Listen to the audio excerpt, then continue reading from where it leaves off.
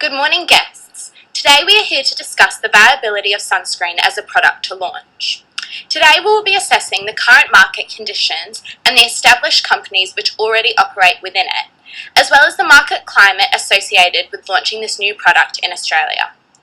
I'm now going to pass it on to Katie to explain the background information about the business and customer base of Australian sun care. Australia is undoubtedly one of the few places in the world in which the sun is considered the harshest. Common knowledge of ultraviolet radiations are one of the leading causes of skin cancers, which can be seen in the graph below. At any age, the damage, whether mild or serious, over time, if preventable measures are not taken, it can increase the risk of permanent or irreversible skin damage. SunSmart Sunscreen would endeavour to provide a product that can be easily modified to fit 1. The ever-changing environmental conditions, 2. A broad range specific for each type of user, and 3. The convenient packaging to reflect the user's needs. Having such a universal market, along with sunscreen being such an essential commodity to everyday Australian life, the branding of the product would be widespread for the convenience and accessibility that is seen as fundamental to all Aussies. To promote our product, there would be a universal website that hosts a complete list of all products available for online purchase. Due to online shopping being so paramount, whilst it is commonplace, smart sunscreen prospective marketing of the product will be through other means of communication, which will hopefully achieve a desired well-branded status. The key aim is to promote the product through the distribution. By becoming a wholesaler and using smart marketing, Smart Sunscreen aims to distribute to a vast majority of leading supermarkets and pharmacies, potentially ones such as Woolworths, Coles, Chemist Warehouse, Big W and Kmart. Whilst taking the earliest steps to map out all aspects of the product and its possible impact on the market, we are confident that we will be one of the main contracts for everyday consumers, so that they can be easily targeted by our wide reach in the marketplace through the overall promotion of the product.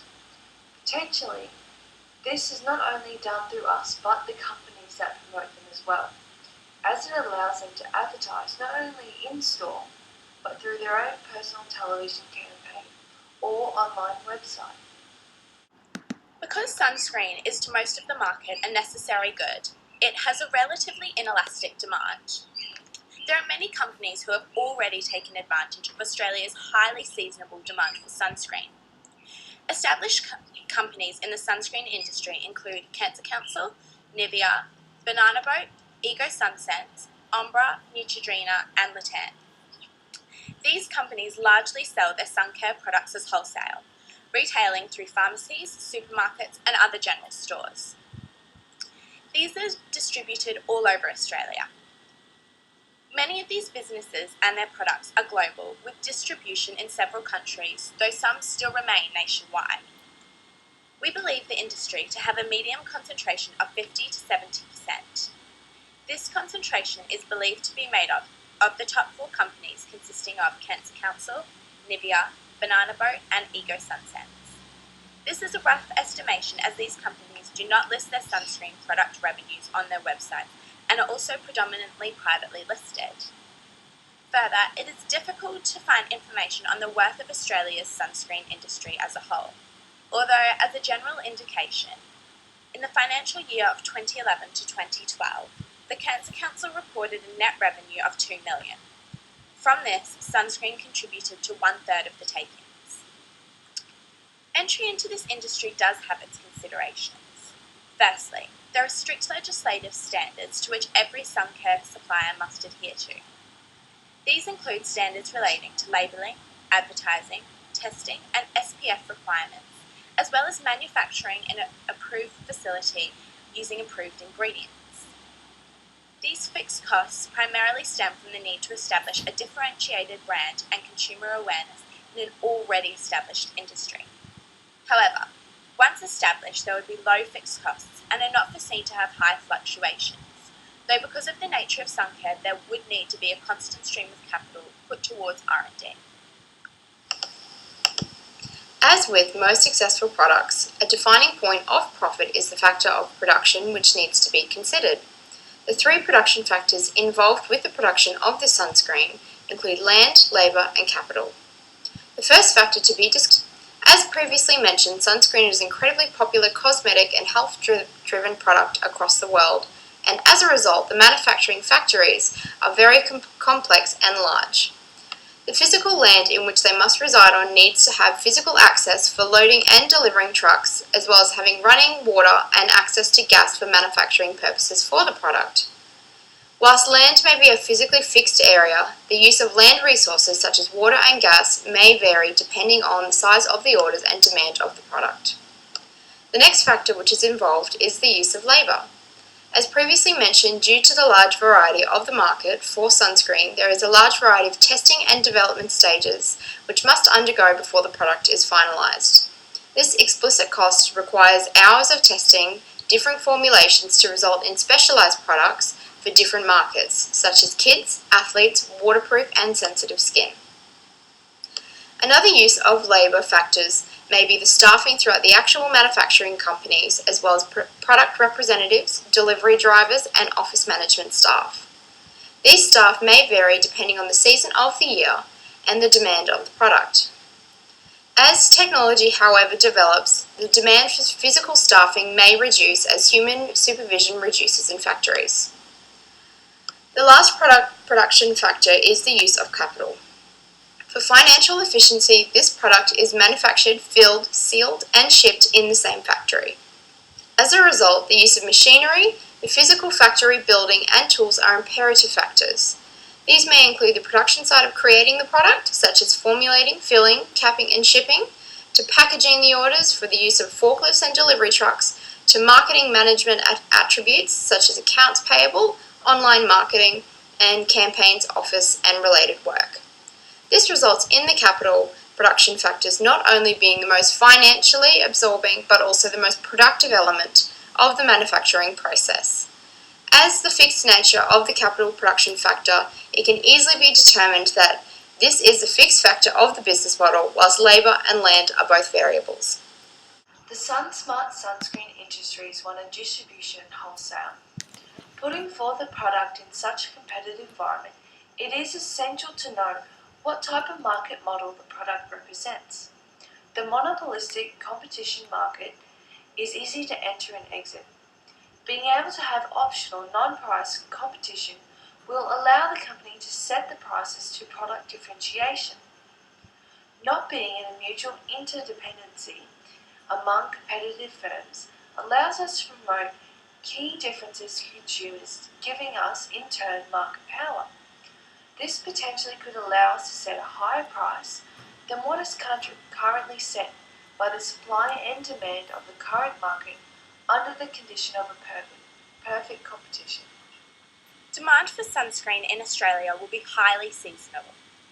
Therefore, we guesstimate extreme fluctuations in demand, peaking in the warmest months. These fluctuations in demand have potential to cause problems unless budgets during the lower months are not strictly monitored.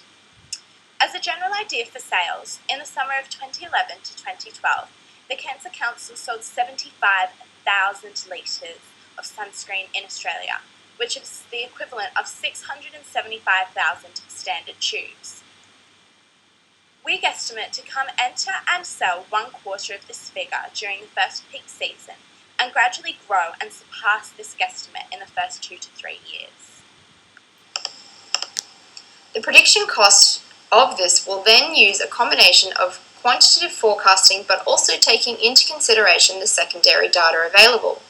By using past trend data, we are able to gain insight into the elasticity of the product and the sensitivity of the price. Through the use of focus groups, trialling specials and competitors' revenue history, we will be able to predict a price framework. However, this data may be able to gain some insight. Each demographic area this is stocked may have a different elasticity. Through trial and error and welcomed feedback from customers, we will be able to adjust our product over promotional periods through reflection.